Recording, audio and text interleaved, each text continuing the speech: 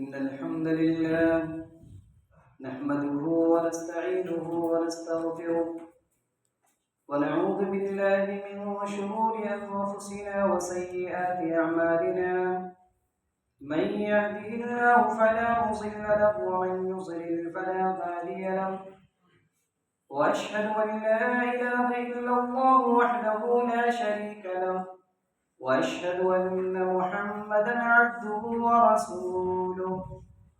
يا أيها الذين آمنوا اتقوا الله حق تقاته ولا تموتن إلا وأنتم مسلمون.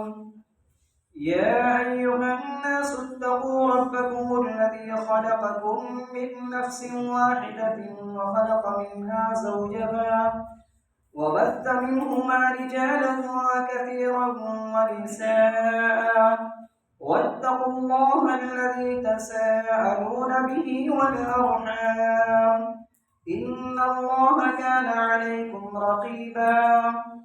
يا أيها الذين آمنوا اتقوا الله وقولوا قولا سديدا يصلح لكم أعمالكم ويغفر لكم ذنوبكم ومن يطع الله ورسوله فقد فاز فوزا عظيما.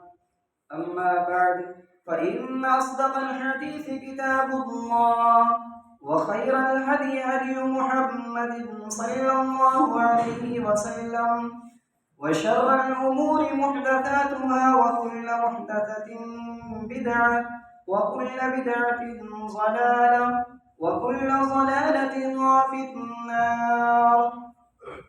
فأعوذ بالله السميع العليم من الشيطان الرجيم.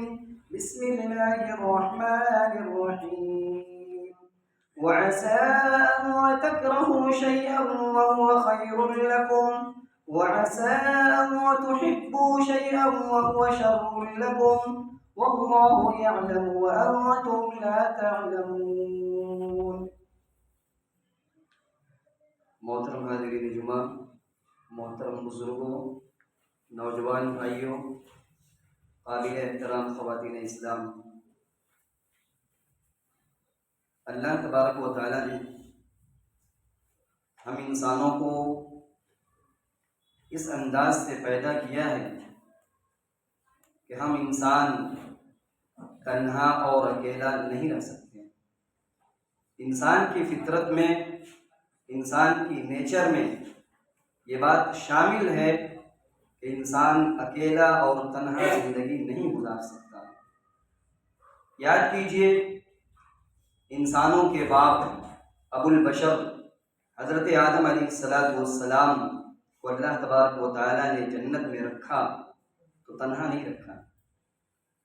یا آدم اسکن انت وزوجک الجنہ، اے آدم آپ اور آپ کی بیوی جنت میں رہیے. یعنی معلوم یہ ہوا کہ انسان کی فطری بات یہ ہے کہ انسان اکیلا اور تنہا نہیں رہ سکتا. یہی انسان جب اکیلا نہیں رہ سکتا، لوگوں کے درمیان میں رہے گا، لوگوں کے بیچ میں رہے گا، تو بہت ساری چیزوں کا سامنا بھی کرنا پڑے گا. ایسا نہیں ہے کہ ہم لوگوں کے بیچ میں رہیں تو سب لوگ ہم سے میٹھی ہی بات بیان کریں، سب کی بولی میٹھی بولی ہو، ایسا نہیں ہو سکتا ہے. اور وہ انسان سب سے بہترین انسان ہے، سب سے بہترین مومن ہے جو لوگوں کی باتوں کو برداشت کرتا ہے، صبر کرتا ہے اور لوگوں کے بیچ میں رہتا ہے اور اپنی فطرت کو پورا کرتا ہے.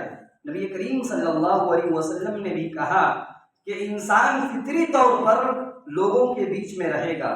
اس کو چاہیے کہ لوگ ہمارے درمیان رہیں، ہمارے ساتھ رہیں، چونکہ فطرت میں یہ چیز شامل ہے کہ انسان تنہا نہیں رہ سکتا.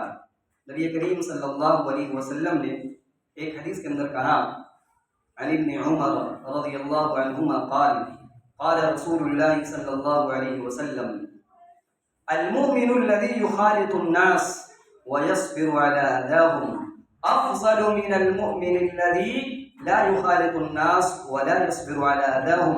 رواه الطبراني في المعجم الأوسط. طبرانی اوسط کی صحیح روایت ہے عبداللہ ابن عمر رضی اللہ تعالیٰ عنہ فرماتے ہیں کہ پیارے نبی صلی اللہ علیہ وسلم نے فرمایا المؤمن الذی یخالط الناس، وہ مومن، وہ مسلمان جو لوگوں سے مل جل کر رہتا ہے، وَيَصْبِرُ عَلَىٰ أَذَاهُمْ، اور لوگوں کے بیچ میں جب رہتا ہے تو لوگوں کی جانب سے تکلیف والی باتیں بھی ملتی ہے تو ان کی تکلیف والی باتوں پر یا کوئی بھی چیز تکلیف دہ چیزوں کا سامنا ہوتا ہے، وَيَصْبِرُ عَلَىٰ أَذَاهُمْ، ان کی تکلیفوں پر وہ صبر کرتا ہے، یعنی اس کو برداشت کرتا ہے۔ جو آدمی لوگوں کے درمیان رہتا ہے، لوگوں سے الگ تھلگ نہیں رہتا، کٹ کر نہیں رہتا، بالکل کنارہ کش نہیں رہتا، بلکہ لوگوں کے بیچ میں رہتا ہے اور ان کی جانب سے تکلیف پہنچنے والی کوئی چیز ہوتی ہے اس پر وہ صبر کرتا ہے، افضل، وہ سب سے افضل ہے۔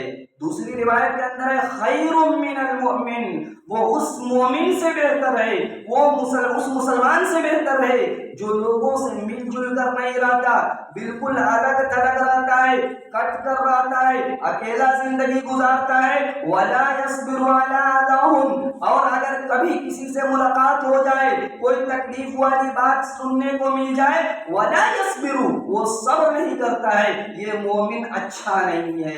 نبی نے کہا لوگوں سے مل جل کر رہنا ہے اور لوگوں سے مل جل کر رہیں گے، تکلیف والی باتوں پر صبر کریں گے تو ہم سب سے بہترین مومن ہیں۔ دوسری روایت کے اندر اسی حدیث کے الفاظ ہے اعظم اجرا، اس مومن کو سب سے بڑا اجر ملے گا اور بہترین اجر ملے گا۔ معلوم یہ ہوا ایک مومن کی پہچان یہ ہے، ایک مسلمان کی نشانی یہ ہے کہ وہ لوگوں سے مل جل کر رہتا ہے۔ ہاں جہاں خلاف شریعت بات آئے، شریعت کے خلاف کوئی کام آئے، وہاں کٹ جائیے، وہاں الگ ہو جائیے، لیکن اخلاقی طور پر آپ کو سماج میں رہنا ہے، لوگوں کے بیچ میں رہنا ہے اور ان کی تکلیف والی بات پر صبر کرنا ہے، تب جا کر ہم سب سے بہترین مومن کہلائیں گے۔ اسی لیے پیارے نبی صلی اللہ علیہ وسلم نے بہت ساری روایتوں میں سے ایک روایت میں آپ نے کہا مومن کی مثال بیان کرتے ہوئے، مومن کی مثال تو ایک عمارت کی طرح ہے، ایک بلڈنگ کی طرح ہے۔ نبی نے کہا تھا عن ابی موسیٰ الاشعری رضی اللہ عنہ عن النبی صلی اللہ علیہ وسلم قال المؤمن للمؤمن كالبنيان يشد بعضه بعضا وشبك بين اصابعه، رواه البخاری فی کتاب المظالم۔ بخاری کی روایت ہے، حضرت ابو موسیٰ اشعری راوی ہیں، وہ فرماتے ہیں نبی نے کہا المؤمن للمؤمن كالبنيان، مومن، ایک مومن دوسرے مومن کے لیے ایک بلڈنگ کی طرح ہے، ایک مکان کی طرح ہے، ایک عمارت کی طرح ہے۔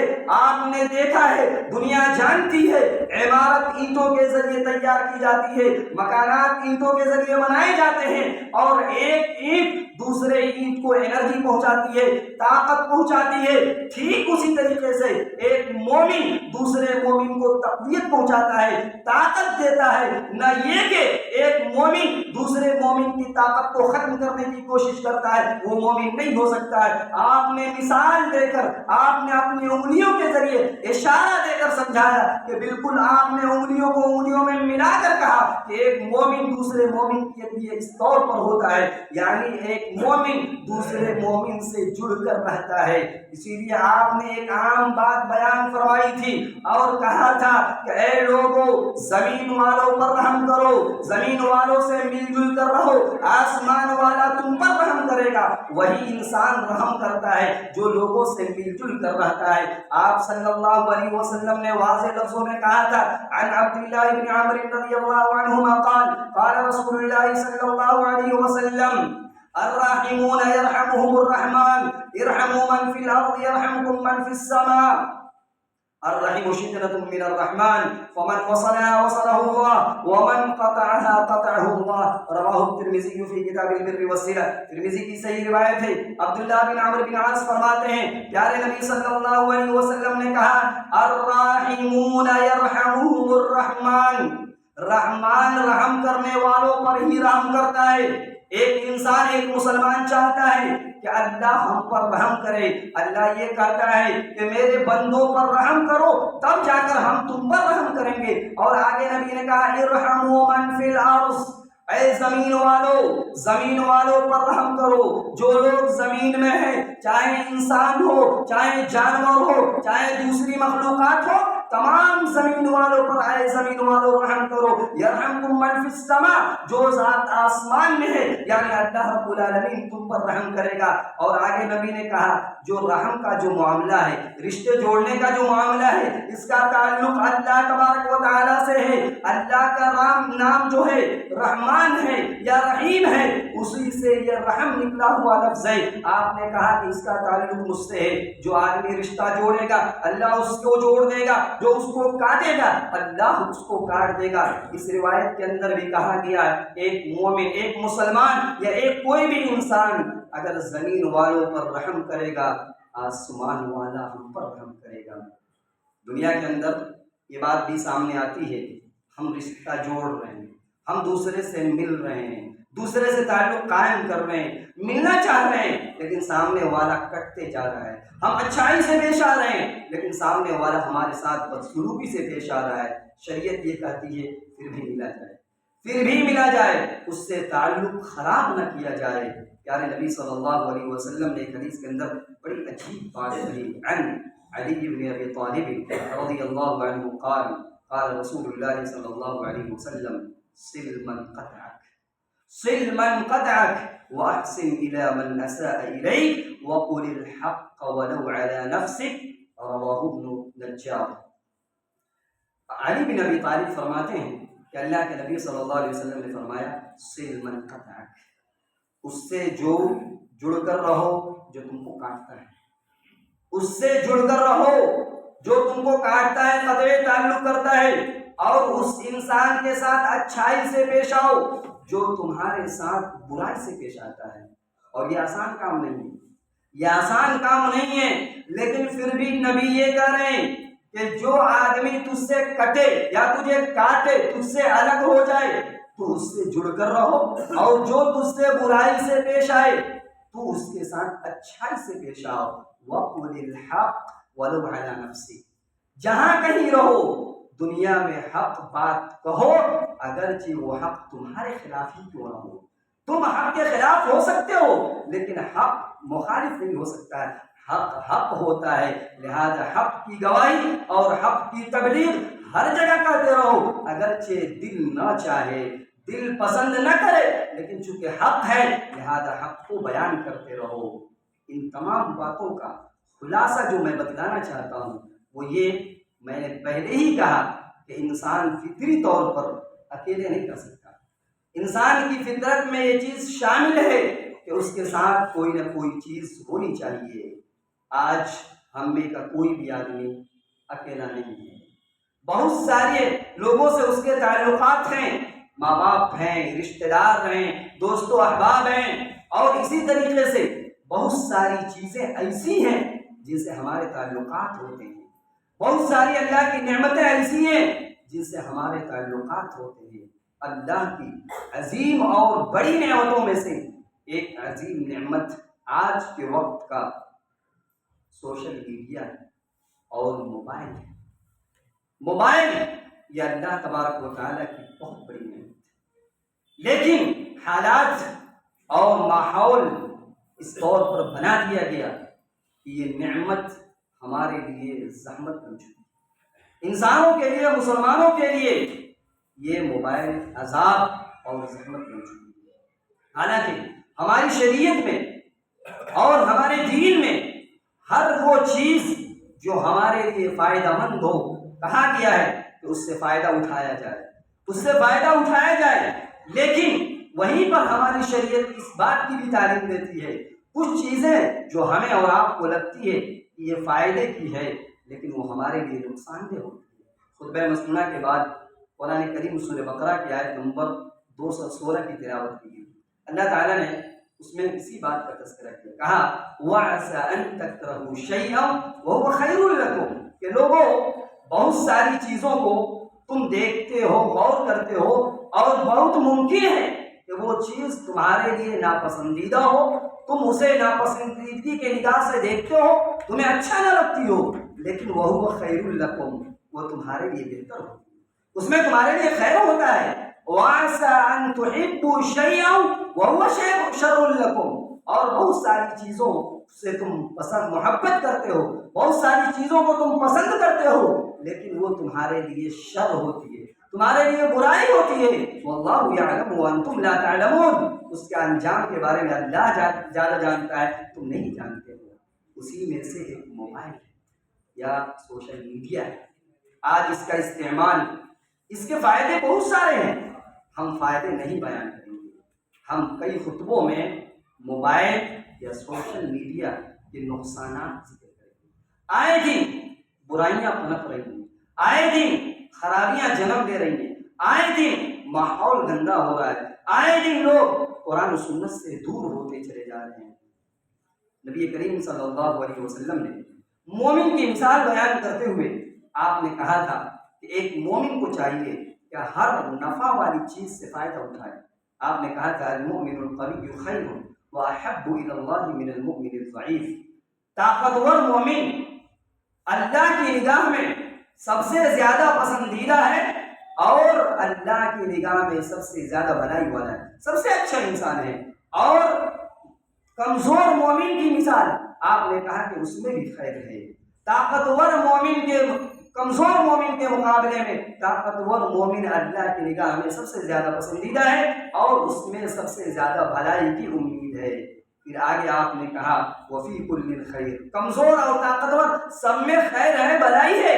پھر آپ نے آگے کہا احرص علی ما ينفعک، اے مومن خاص طور پر اور وہ انسان جس کے بدن میں طاقت ہے، احرص علی ما ينفعک، جو چیز تمہیں فائدہ پہنچا سکتی ہے اس کی حرص کرو، لالچ کرو، اس کی طلب رکھو، اس کو حاصل کرنے کی کوشش کرو، چاہے اس کا فائدہ دنیا میں ملے یا آخرت میں ملے۔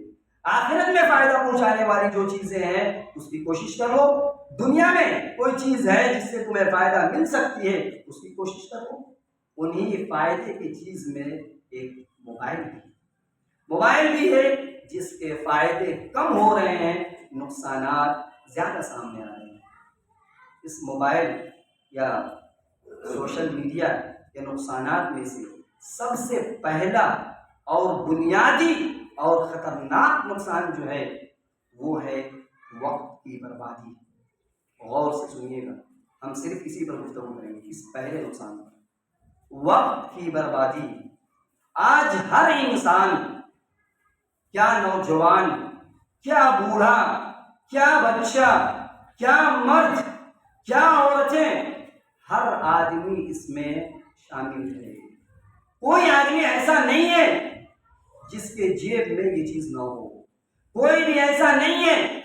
آج تو حالات یہ ہیں، گھر میں 5 لوگ ہیں، 5 موبائل ہیں، اور باتوں بات میں یہ آپ کا پرسنل موبائل ہے، یہ میرا اپنا موبائل ہے۔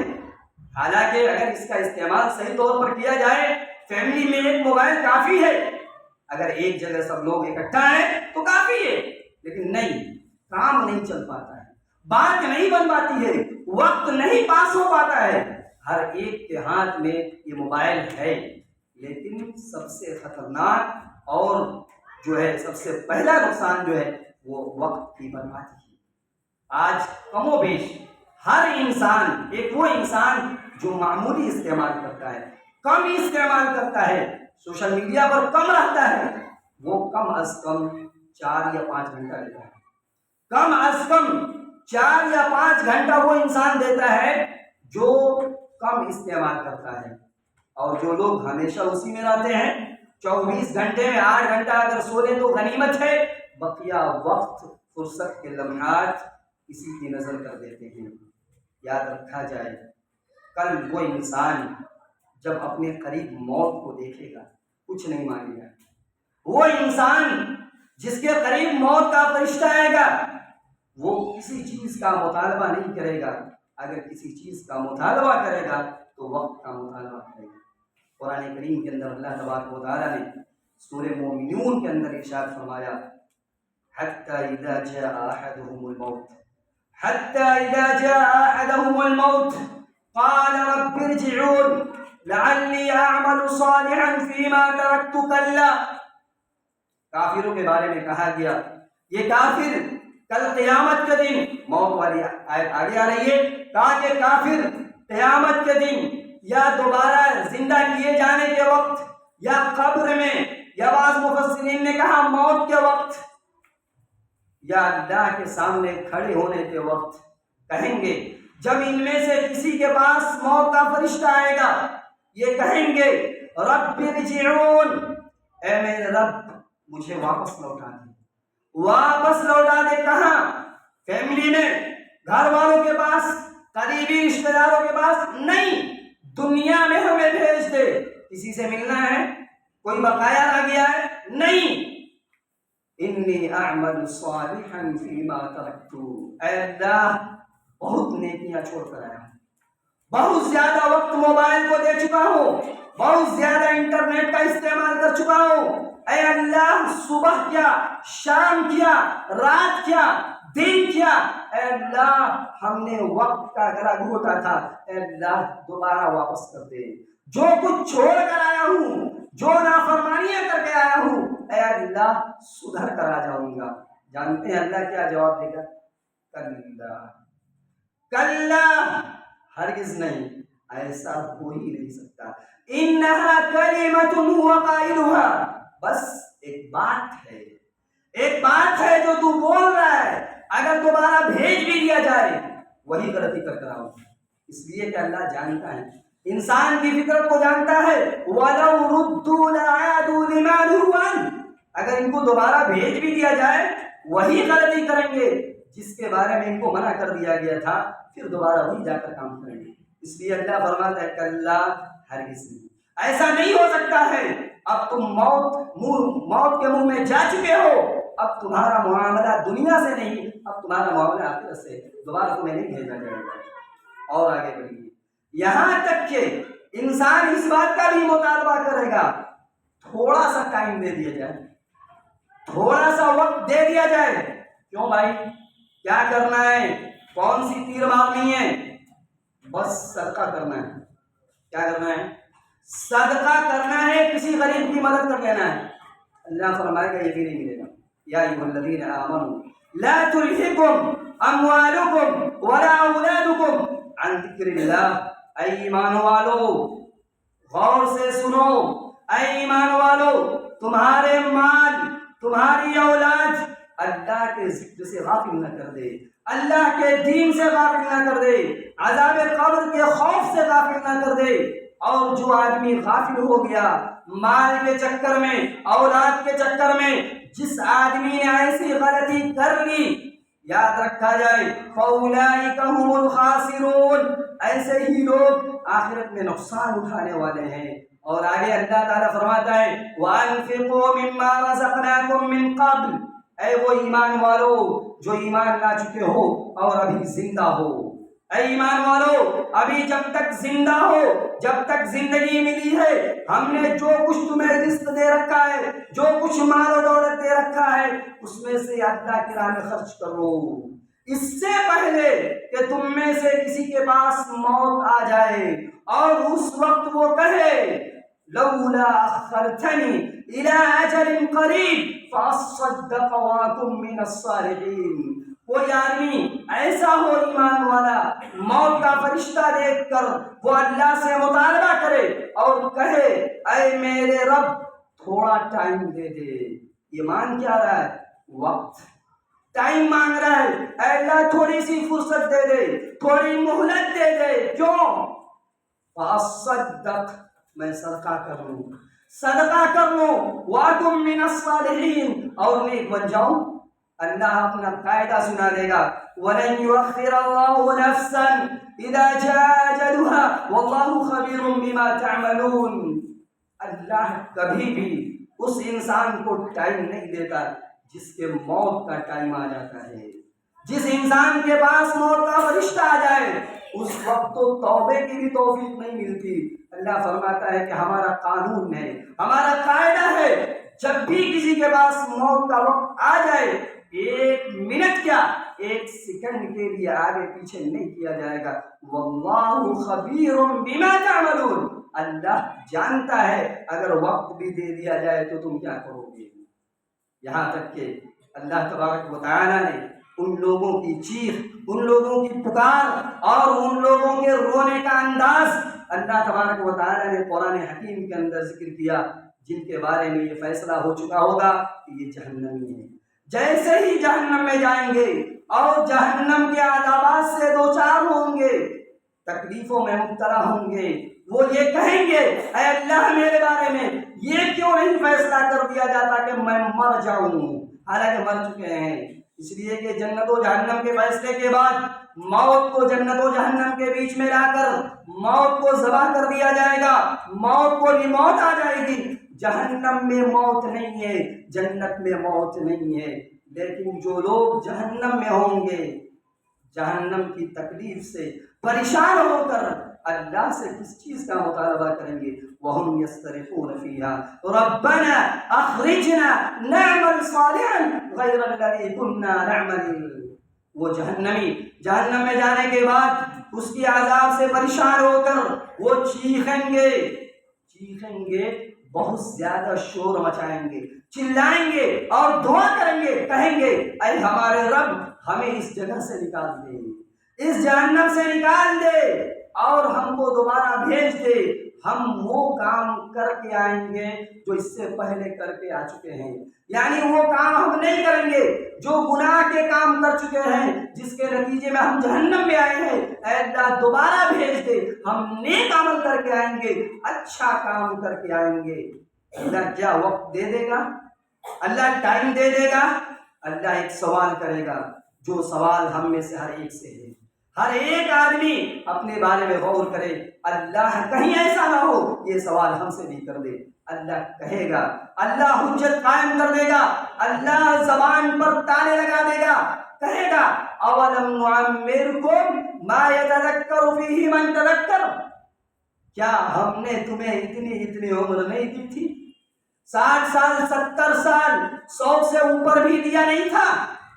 اگر نصیحت حاصل کرنے والے ہوتے تو نصیحت حاصل کر لیتے، اگر سمجھنے والے ہوتے سمجھ جاتے، توبہ کرنے والے ہوتے توبہ کر لیتے، اپنی آخرت بنانے والے ہوتے بنا لیتے۔ کیا سدھرنے کے لیے، سمجھنے کے لیے، اچھا انسان بننے کے لیے 60 سال کم ملا تھا؟ 70 سال کم ملا تھا؟ اب دوبارہ جانا چاہتے ہو؟ وَجَاءَكُمُ النَّذِيرُ، تمہارے پاس چلو، تم خود سے نہیں سمجھ سکے، خود سے نہیں سدھر سکے، خود سے توبہ نہیں کر سکے، تمہیں بات سمجھ میں نہ آ سکی۔ وَجَاءَكُمُ النَّذِيرُ، کیا ڈرانے والے بھی نہیں آئے تھے؟ ہم نے نبی نہیں بھیجا تھا، ہم نے رسول نہیں بھیجے تھے، ہم نے کتابیں نہیں نازل کی تھی، اور ہمارے بندے قرآن و سنت کی باتیں تمہیں نہیں بیان کرتے تھے، جمعہ کے خطبے میں نہیں حاضر ہوتے تھے، دینی دروس میں نہیں جاتے تھے، قرآن و سنت کی باتیں نہیں سنتے تھے، تمہیں ڈرایا نہیں جاتا تھا؟ سب ڈرایا جاتا ہے، سب کچھ باتیں بتائی جاتی ہے۔ اللہ فرماتا ہے وَجَاءَكُمُ النَّذِيرُ، تمہارے پاس تو ڈرانے والے بھی آئے تھے، تم ڈر سکتے تھے لیکن تم نے ڈرے نہیں۔ فَذُوقُوا فَمَا لِلظَّالِمِينَ مِن نَصِيرٍ، اب چکھو، کیا کرو؟ چکھو کیا؟ جہنم کا عذاب کا مزہ چکھو۔ بہت وقت برباد کیے، بہت زیادہ غفلت کی زندگی گزار لیے، سمجھنے کے مواقع تھے لیکن تم نے سمجھا نہیں، تم نے کوشش نہیں کیے، لہذا تمہارا حشر یہی ہونا چاہیے ہے کہ تم جہنم میں رہو۔ اور آج دنیا میں کسی معاملے میں پھنستے تھے، لوگ مدد کرنے کے لیے آ جاتے تھے، کوئی پریشانی تھی بچ جاتے تھے، بچا لیے جاتے تھے۔ یہاں تمہارے لیے تم ظالم ہو، تم مجرم ہو، تم گنہگار ہو، لہذا تمہارے لیے کوئی مددگار نہیں ہے۔ وقت بہت بڑی نعمت ہے، وقت ٹائم بہت بڑی نعمت ہے، سنجیدہ ہو کر سوچا جائے ہم وقت کو کہاں دے رہے ہیں، چاہے موبائل میں ہو، انٹرنیٹ میں ہو، واٹس ایپ پہ ہو، فیس بک پر ہو، یا سوشل میڈیا کا کوئی بھی معاملہ ہو، آپ جہاں جہاں وقت دیتے ہیں آپ خود فیصلہ کریں اس نعمت کا استعمال کس طور پر کر رہے ہیں۔ اور نبی نے سچ فرمایا تھا نعمتان مغبون فیہما کثیر من الناس الصحۃ والفراغ، اس میں ہماری حقیقت کھول دی گئی، جو ہم کرتے ہیں نا اس حدیث میں بیان کر دیا گیا، کہا گیا 2 نعمتیں ہیں جن کے بارے میں اکثر لوگ، ایک بڑی تعداد گھاٹے اور خسارے میں ہیں۔ کیا نعمتیں ہیں؟ ایک وقت اور ایک صحت. وقت یہ نعمت ہے، صحت صحیح بدن کا ہونا یہ بہت بڑی نعمت ہے. لیکن عام طور پر انسان سوچتا کیا ہے؟ بہت ٹائم ہے، بہت وقت ہے، مشغول ہو جاتا ہے، کسی معاملے میں پھنس جاتا ہے، چاہتے ہوئے بھی وقت نہیں نکال پاتا ہے. صحت جب تک صحیح ہے، انرجی ہے، بدن میں طاقت ہے، انسان سمجھتا نہیں، کسی خطرناک بیماری میں داخل ہو جاتا ہے، اللہ کسی مصیبت میں مبتلا کر دیتا ہے، صحت کی حیثیت سمجھ میں آ جاتی ہے. اس وقت انسان کو سمجھ میں آتا ہے کہ ہم نے کیا کیا، ہمیں کیا کرنا چاہیے.